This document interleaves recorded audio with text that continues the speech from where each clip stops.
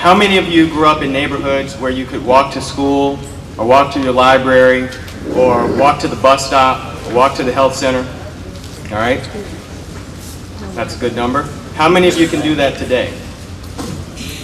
That's a not so good number. It is not about changing your city, it's about making what worked work again.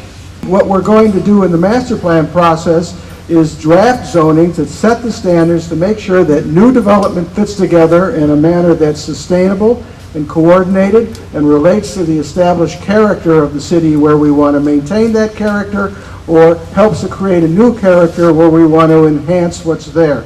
After the year 2000, walkable, mixed-use neighborhoods, again, think New Orleans, have begun to rise significantly faster in value than kind of single-use, more suburban environments. When we think about a lot, we have to think about how much of that lot is covered.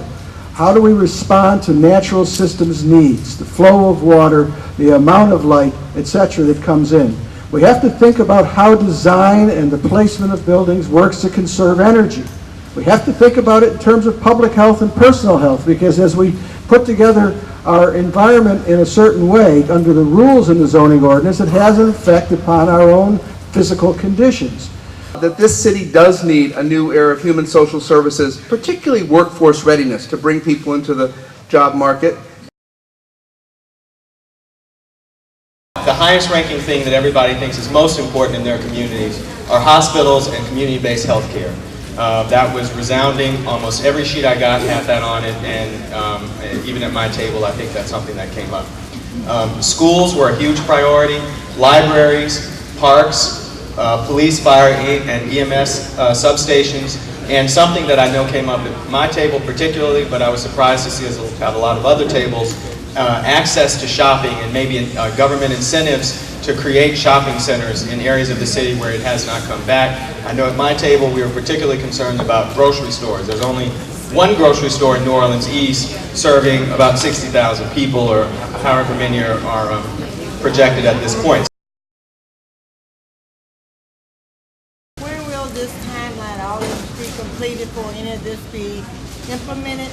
When will the deadline be set for all this to go forward? Okay. When is the deadline? And I think there are probably several questions there. The master plan, we're supposed to have a draft of the master plan by middle of next year, and a draft of new zoning, which is very significant, by the middle of next year.